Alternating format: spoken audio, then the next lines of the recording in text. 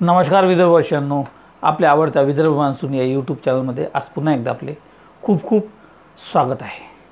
तर आज सोमवार दिनांक 31 मार्च, मी प्रदीप राऊत, हवामान अभ्यासक। तर आज आपण बघणार आहोत की पुढचे काही दिवस विदर्भातील नेमकं वातावरण कसं राहणार आहे। कारण की आपण गेल्या व्हिडिओमध्ये सांगितलं होतं की जवळपास एप्रिलच्या पहिल्या आठवड्यात वातावरण विदर्भातील पूर्णपणे बदलण्याची शक्यता आहे आणि पहिल्या आठवड्यात विदर्भात अनेक ठिकाणी अवकाळी पाऊस होण्याची शक्यता आहे।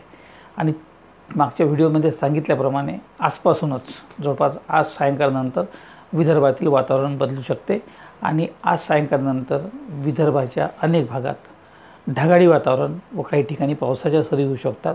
आणि उद्यापासून म्हणजे 1 तारखेपासून हे प्रमाण मोठ्या प्रमाणात वाढेल आणि 1, 2, 3 आणि 4 जवळपास 4 तारखेपर्यंत विदर्भाच्या अनेक भागात म्हणजे पूर्व विदर्भ असतील, पश्चिम विदर्भ असतील, या भागात आलटून पालटून मोठ्या प्रमाणात वादळी पाऊस विजांसह व वादळी वाऱ्यांसह होण्याची शक्यता आहे। तर आता हे नेमकं वातावरण कसं राहील हे आपण आजच्या भागात बघण्याचा प्रयत्न करू। तर सर्वप्रथम IMDने प्रसारित केलेली ही सॅटेलाईट ॲपची इमेज जर बघितली तर आपण बघतो की ही सकाळची इमेज आहे आणि जवळपास संपूर्ण महाराष्ट्राच्या भागात, विशेषतः हा जो पूर्व विदर्भाचा भाग जर सोडला तर पश्चिम विदर्भाच्याही बुलढाणा असेल, अकोला असेल, सोबतच जवळपास आता दुपारपर्यंत याही भागातपर्यंत हे सर्व जे काही आहे ढग आहे तर या भागात पोचलेले असतील। तर संपूर्ण महाराष्ट्रात आपण बघतो की ढगांची दाटी झालेली आहे। त्याच्यामागचं मुख्य कारण म्हणजे बंगालच्या सागरात जे काही बाष्पाचा पुरवठा बंगालच्या सागरातून होत आहे, सोबतच अरबी समुद्राच्याही भागातून आपण बघतो आहे की बाष्पाचा पुरवठा या भागात विदर्भाच्या भागावर होत आहे। वरच्या बाजूने एक पश्चिमी विक्षोभ ज्याला आपण म्हणू तोही सक्रिय असल्यामुळं पुढचे 2 ते 3 दिवस म्हणजे 1 तारखेपासून तर जवळपास 4 तारखेपर्यंत विदर्भाच्या दोन्ही भागात, विशेषतः पश्चिम आणि पूर्व विदर्भात वादळी पाऊस होणार आहे। गारांसह आणि विजांसह अनेक ठिकाणी गारपीट होण्याची शक्यता आहे। अर्थात ती शक्यता पश्चिम विदर्भातल्या जिल्ह्यात जास्त आहे, ती आपण पुढे बघू नेमकी कुठे राहणार आहे। परंतु या परिस्थितीमुळे पुढचे 2 ते 3 दिवस विदर्भात वादळी पाऊस होण्याची शक्यता आहे। तर windy.com ने दिलेल्या या इमेजनुसार आपण बघतो की विशेषतः पावसाचा प्रभाव हा कोणत्या जिल्ह्यांमध्ये सर्वाधिक राहणार आहे। तर आपण त्यात बघतो की अमरावती, अकोला, बुलढाणा, वाशिम या भागात पावसाचा, या वादळी पावसाचा प्रभाव सर्वाधिक राहण्याची शक्यता आहे। सोबतच चंद्रपूर जिल्ह्याच्याही अनेक भागामध्ये हा वादळी पावसाचा प्रभाव आणखी राहील। इकडे नागपूर आणि वर्धेचा काही भाग, सोबतच गोंदिया, गडचिरोली, भंडाऱ्याचा काही भाग, येथे हलक्या मध्यम स्वरूपाचा हा पाऊस राहू शकतो। परंतु सर्वाधिक जो प्रभाव राहणार तो चंद्रपूर, गडचिरोली आणि अमरावती, अकोला, बुलढाणा आणि वाशिम या जिल्ह्यात राहू शकतो, अशी एकंदरीत स्थिती आहे। आणि जो गारपीटचा जो काही शक्यता जी आहे ती अमरावती, अकोला आणि वाशिम सोबतच बुलढाण्याच्या काही भागात तुरळकपणे होऊ शकते। तर आपण बघतो की जवळपास 31 तारखेपासून ढगांचं वातावरण निर्माण होईल। 1 तारखेला आणि 2 तारखेला आपण बघतो की विदर्भाच्या, विशेषतः पश्चिम विदर्भात जोरदार पाऊस होऊ शकतो। त्यामध्ये अमरावती, अकोला, बुलढाणा, यवतमाळ, वाशिम या भागात जोरदार पाऊस होऊ शकतो। 2 तारखेला सुद्धा आपण बघतो की संपूर्ण पश्चिम विदर्भ आणि पूर्व विदर्भातील वर्धा असेल, सोबतच यवतमाळ, चंद्रपूर आणि गडचिरोली या भागात जोरदार वादळी पाऊस होऊ शकतो, अशी एकंदरीत स्थिती दर्शवत आहे। 3 आणि 4 तारखेलाही या भागात पाऊस होईल। परंतु 4 तारखेनंतर जवळपास 5 तारखेच्या दरम्यान विदर्भातील पावसाचं वातावरण हे कमी होऊ शकते आणि 6 तारखेनंतर पूर्णपणे विदर्भात पाऊस थांबू शकतो, अशी एकंदरीत सध्याची स्थिती आहे।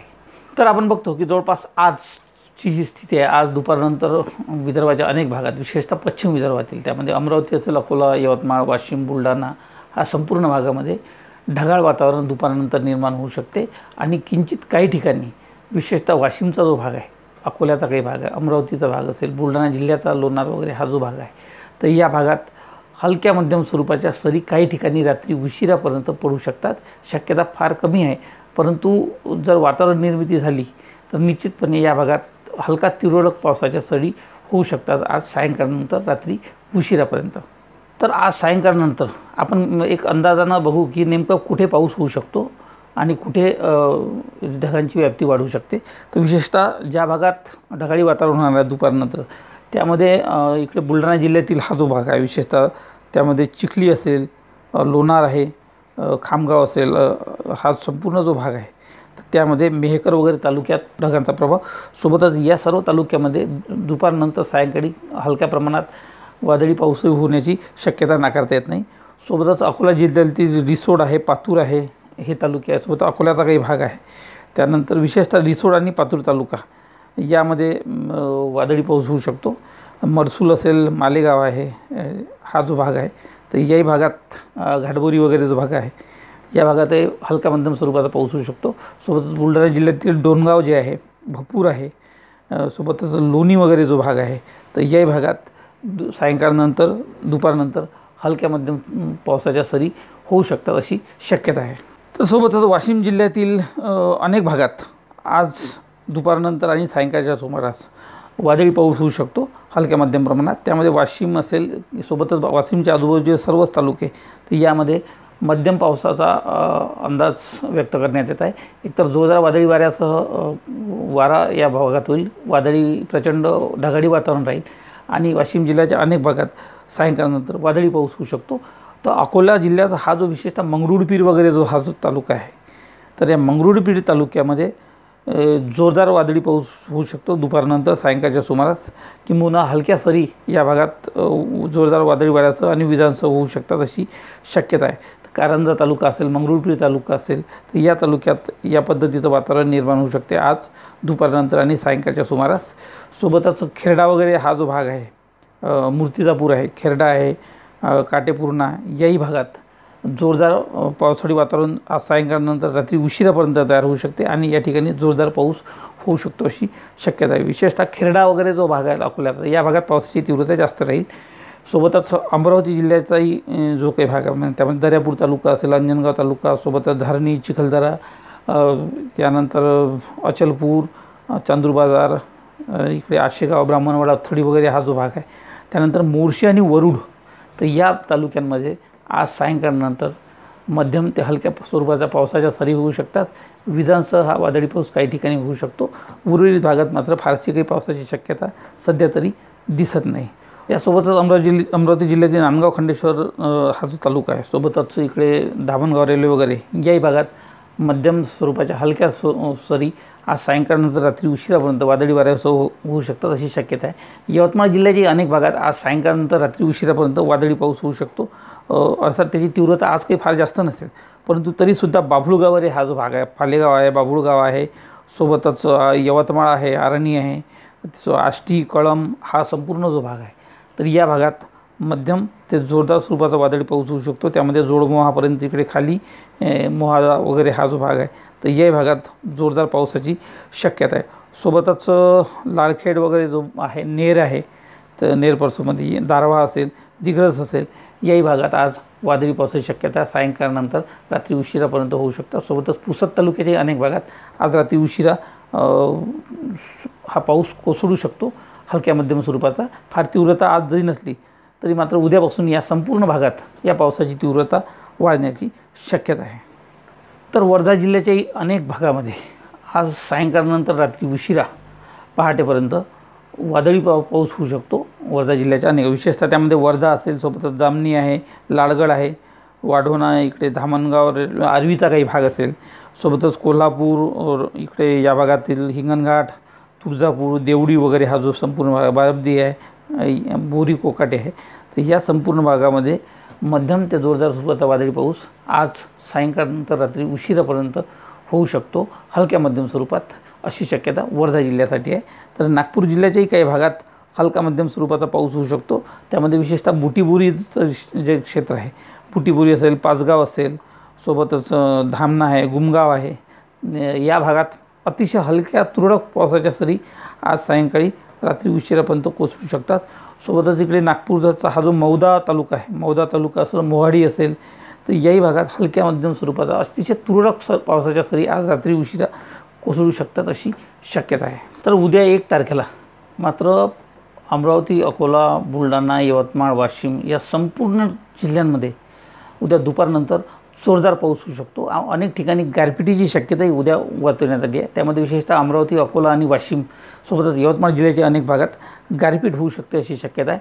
सोबतच उद्या गोंदिया, गडचिरोली, नागपूर, वर्धा, चंद्रपूर याही भागात हलका मध्यम स्वरूपाचा वादळी पाऊस होऊ शकतो अशी शक्यता आहे। परंतु उद्या सर्वात अधिक जोर राहणार आहे तो अमरावती, अकोला, यवतमाळ, वाशिम, बुलढाणा आणि यवतमाळ या जिल्ह्यात राहणार आहे। उद्या दुपारनंतर यवतमाळ जिल्ह्याच्या जवळपास भागामध्ये हा वादळी पाऊस होऊ शकतो। त्यामध्ये विशेषतः हा जो पुसद, दिग्रस हा जो भाग आहे, त्यानंतर चोंडी असेल, साक्री असेल, डेहनी असेल, महागाव आहे, माहूर आहे, ढानकी आहे, मोरचंदी आहे, कॅप आहे, आर्णी आहे, या भागात जबरदस्त असा वादळी पाऊस होऊ शकतो। आणि विशेषतः माहूरचा जो भाग आहे, महागाव, डेहनी वगैरे हा जो आहे, उमरखेड, ढानकी जो भाग आहे, तर या भागात गारपीटसुद्धा होण्याची शक्यता आहे।